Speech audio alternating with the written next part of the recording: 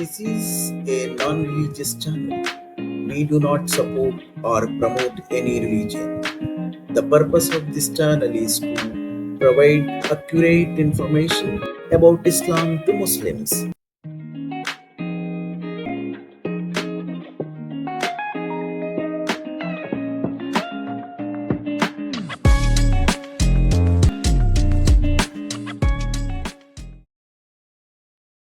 నేను ఇంతకు ముందు చాలా వీడియోల్లో స్వయం ప్రఖ్యాపిత ప్రవక్త మొహమ్మద్ చేసినటువంటి దురాగతాలు, అవినీతి, అమానవీయత, అనైతికత అన్నీ కొన్ని ఉదాహరణలతో చూపిస్తూ వచ్చాను. కానీ ఈరోజు ఈ స్వయం ప్రఖ్యాపిత ప్రవక్త మరణానికి సంబంధించింది, దాని తర్వాత ఈ ముఖ్యమైనటువంటి ఇస్లాంలో మిగిలిపోయే ఒక ముఖ్యమైనటువంటి ప్రశ్న ఏమిటంటే, ఖతీజాతో 7 సంతానం ఉందని కొన్ని వాళ్ళ యొక్క ఇస్లామిక చరిత్ర పుస్తకాల్లో ఉన్నప్పటికీ, ఫాతిమా అనే ఒక తన ప్రియతమ కూతురు గురించే ఎక్కువగా ఆమె మొహమ్మద్ యొక్క కాలఘట్టం వరకు కూడా బ్రతికి ఉందని, మొహమ్మద్ చనిపోయిన 5-6 నెలల తర్వాతనే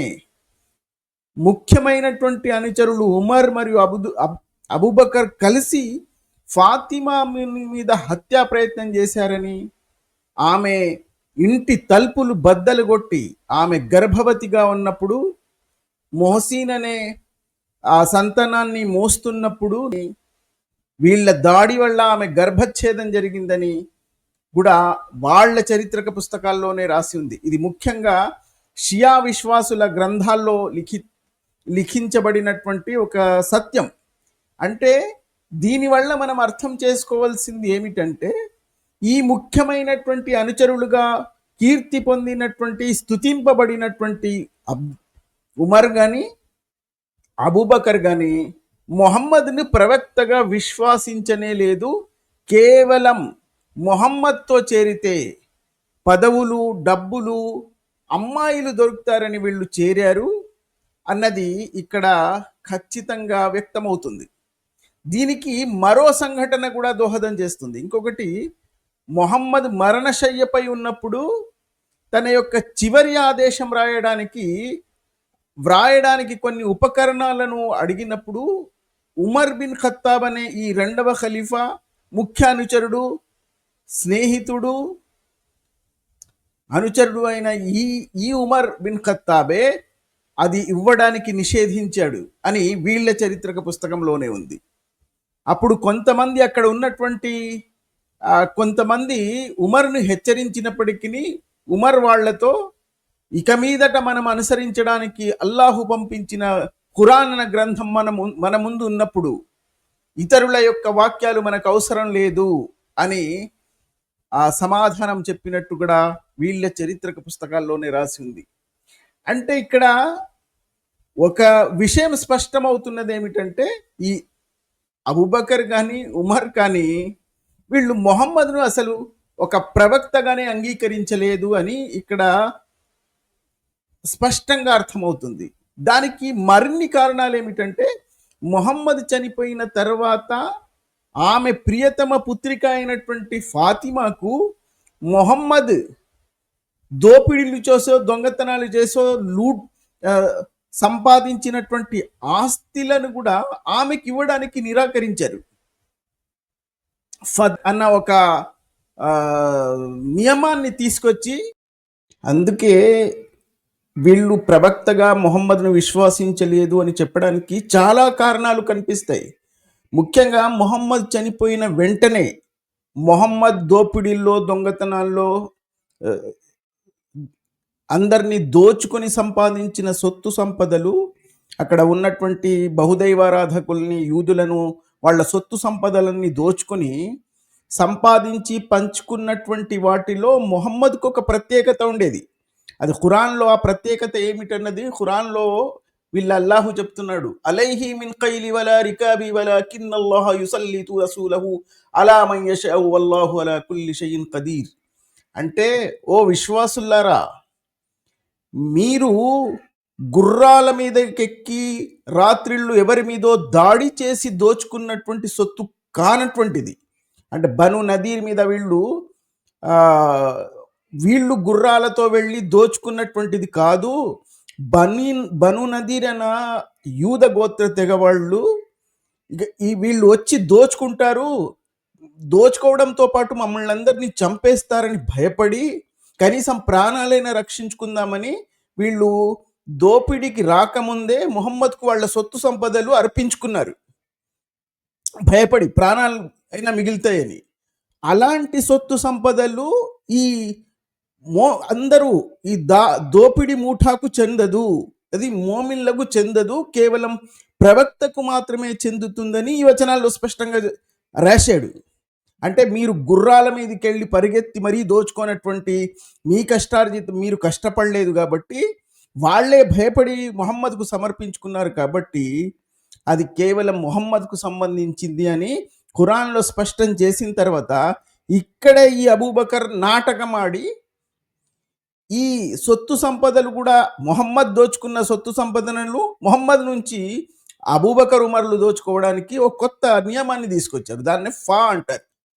ఆ ఫా అన్న నియమం ఏమిటంటే, వీడి వాదన ఏంటంటే అబూబకర్ది, ఇది ప్రవక్త బ్రతికి ఉన్నప్పుడే మాతో చెప్పేశాడు, ఏదైతే నాకు అల్లా బహుమానంగా ఇచ్చాడో వాళ్లే భయపడి తమను తాము సమర్పించుకున్నటువంటి సొత్తు నా కుటుంబ సభ్యులకు చెందదు, అది ఇక్కడ నియమింపబడినటువంటి భరణాధికారికి చెందుతుంది అని మాతో చెప్పాడని ఒక కొత్త అబద్ధం చెప్పేసి ఒక కొత్త నియమాన్ని తీసుకొచ్చి ఫాతిమాకు ఈ ఆస్తి దక్కకుండా చేశాడు. దానివల్లనే ఈ ఫాతిమా అలీ వీని మీద పగపట్టుకుని ఉగ్రరూపం దాల్చి వాళ్ళు ఉన్నారు. కేవలం పదవుల కోసం, సొత్తు కోసం, సంపద కోసం, స్త్రీల కోసం ఆడిన నాటకమే ఈ ఇస్లాం అన్న ఈ భావాజాలం. అందులో ఎక్కడ కూడా ధార్మిక విలువలు కానీ, నైతికత కానీ మచ్చుకుగా కనిపించినటువంటి నాటకాలన్నీ మీకు ఈ ఖురాన్, వీళ్ళ హదీస్ గ్రంథాల్లో, వీళ్ళ పుస్తకాల్లోనే కనిపిస్తాయి.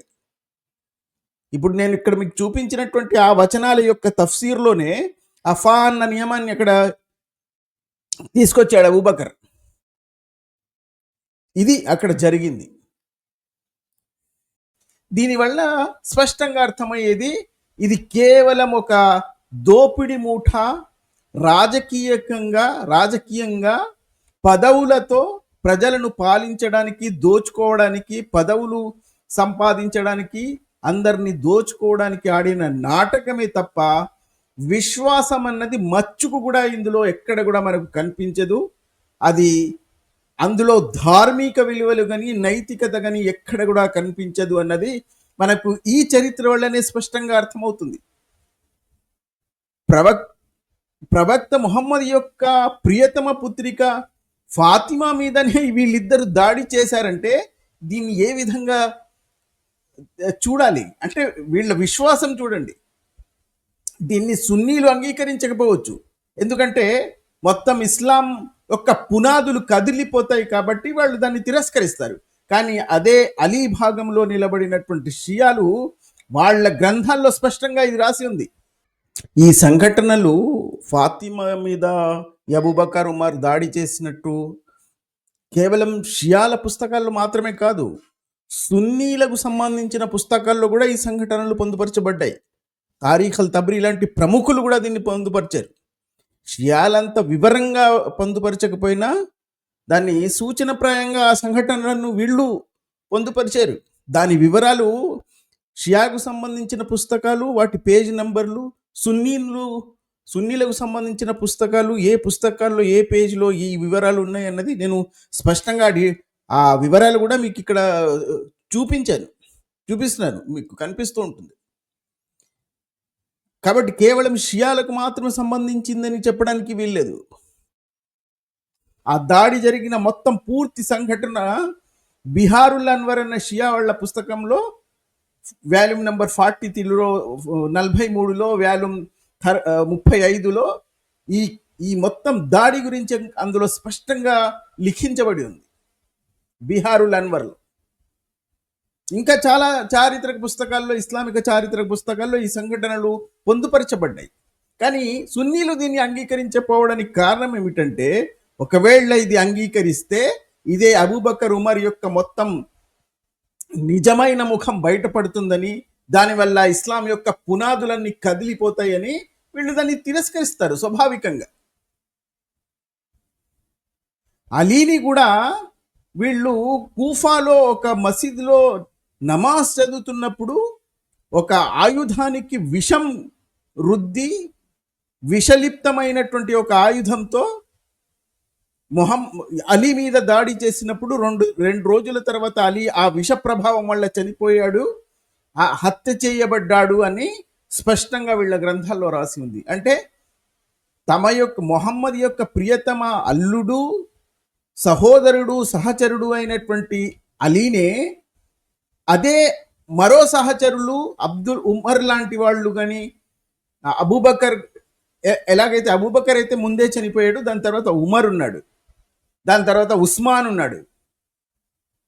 ఉస్మాన్ యొక్క అనుచరులు కానీ లేదా ఆయేషా యొక్క అనుచరులు కానీ అలీ మీద దాడి చేసి చంపారు అలీని. అంటే అలీ ఇక్కడ ఉత్తముడని కాదు, అలీ వాడికంటే దుర్మార్గుడు. కానీ ఇక్కడ వీళ్ళ మధ్యనే ఇంత శత్రుత్వం మిగిల్చి వెళ్ళగలిగింది అంటే వీళ్ళకెవ్వరికి కూడా విశ్వాసం అన్నది మచ్చుకు లేదు. కేవలం పదవుల కోసం, డబ్బుల కోసం వాళ్ళు ఆడిన నాటకాలని స్పష్టంగా అర్థమవుతుంది. ఇన్నో ఇస్లామిక చరిత్రలో ఇంకొక ప్రధానమైనటువంటి ప్రశ్న నిలిచిపోతుంది. 13 నుంచి 17 భార్యలను కలిగి ఉన్నటువంటి ఈ స్వయం ప్రఖ్యాపిత ప్రవక్త ముహమ్మద్ ప్రవాచకత్వం లభించక ముందు చేసుకున్న ఖతీజా అనే స్త్రీతో వివాహం జరిగిన ఖతీజా అన్న భార్యకు మాత్రమే సంతానం ఉన్నారు. అది కూడా 6 అని కొన్ని చోట్ల, 7 మంది అని కొన్ని చోట్ల. కానీ ముహమ్మద్ యొక్క జీవితంలో మిగిలి ఉన్న ఒకే ఒక సంతానం ఫాతిమాగా మాత్రమే చరిత్రలో లిఖించబడి ఉంది. అది కూడా ఇస్లామిక చరిత్రలో. ఆమె మొహమ్మద్ జీవితం పూర్తి అయ్యే వరకు, మొహమ్మద్ మరణించే వరకు ఆమె ఉంది. మొహమ్మద్ మరణించిన తర్వాత 6 నెలల లోపే ఆమెను కూడా హత్య చేశారు ఈ ముఖ్య అనుచరులు అన్న సంఘటన ఇస్లాం యొక్క పునాదులను మొత్తం కదిలించి వేస్తుంది. విశ్వాసం అన్నది ఎవరికి ఎప్పుడు ఎక్కడ మచ్చుకు లేదు అని దానివల్ల అర్థమైపోతుంది. మదర్సా మూర్ఖులకు అది అర్థం కాకపోవచ్చు, ఎందుకంటే వాళ్ళ కళ్ళ ముందు ఈ తెరలు వచ్చి పడ్డాయి. విశ్వాసం అన్నది వాళ్ళు దీన్ని పరిశోధించడం కానీ, దీంతో ఆత్మావలోకనం చేసుకోవడం కానీ, దీన్ని తార్కికంగా ఆలోచించడం కానీ వాళ్ళు చెయ్యరు కాబట్టి అది వాళ్ళకి అర్థం కాదు. కానీ సాధారణంగా మనలాంటి వాళ్లకు ఇవన్నీ ఈ డాట్స్ అన్ని కలుపుకుంటూ వెళ్ళిపోతే మనకు స్పష్టంగా అర్థమవుతుంది. విశ్వాసం ఎవరికి లేదు, కేవలం పదవులు, డబ్బులు, అమ్మాయిలు, స్త్రీల కోసం మాత్రమే జరిగిన ఒక పెద్ద పోరాటం, పెద్ద దారిదోపుళ్ళు, దోచుకోవడాలు, దోపిడీలు జరిగాయి అన్నది వాస్తవం. ముఖ్యమైనటువంటి ప్రశ్న ఏమిటంటే, ఈ కేవలం ఖతీజాతో మాత్రమే ముహమ్మద్కు సంతానం ఉన్నారు. మిగతా 13 నుంచి 17 మంది భార్యలకు, బానిస స్త్రీలకు ఎంతో మందితో సంబంధాలు ఉన్నప్పటికీ తమను తాము అర్పించుకున్నటువంటి స్త్రీలు కూడా అందులోకి వచ్చినట్లయితే, ఇంతమంది స్త్రీలతో సంపర్కం ఉన్నటువంటి ఈ ముహమ్మద్కు దాని తర్వాత సంతానం ఎందుకు కలగలేదు? ఆ ఉన్నటువంటి ఫాతిమా యొక్క పారంపర్యం కూడా ఎందుకు కర్బాలా వరకే పరిమితమైపోయి వాళ్ళ యొక్క పారంపర్యమే అక్కడి నుంచి అంతమైపోయింది? దీనికి పలు కారణాలు కనిపించవచ్చు. మనం పరిశోధించినట్లయితే చాలా ఆశ్చర్యకరమైనటువంటి విషయాలు మనకు అర్థమవ్వవచ్చు. అంటే ఈ ముహమ్మద్ అన్న కథాపాత్రం నిజంగా మక్కా అన్న నగరంలో ఎవరు జన్మించలేదా? ఈ అబ్బాసీలు అనే వాళ్ళు ఖలీఫాలుగా వచ్చినప్పుడు రాజకీయ నాటకాలు, దోపిళ్లు చేసుకోవడానికి ఇలాంటి ఒక కథాపాత్రను సృష్టించారా? వాళ్ళు చేసినటువంటి నాటకాల? ఒకవేళ మొహమ్మద్ యొక్క పారంపర్యాన్ని అలాగే కొనసాగితే ఆ సంతానానికి ఖలీఫా పదవులు ఇవ్వవలసి వస్తుందని ఆ కథాపాత్రం యొక్క సంతానాన్ని అక్కడే అంతం చేసేసి ఆ భావాజాలాన్ని మాత్రం వాళ్ళు తెచ్చుకొని ఆ భావాజాలాన్ని ముందుంచి వాళ్ళు మొత్తం దోపిడులు దుర్మార్గాలు చేశారా అనిపించే అంశాలు కూడా ఇందులో మనకు స్ఫురిస్తాయి. దీని గురించి నేను మరో వీడియో చేస్తాను.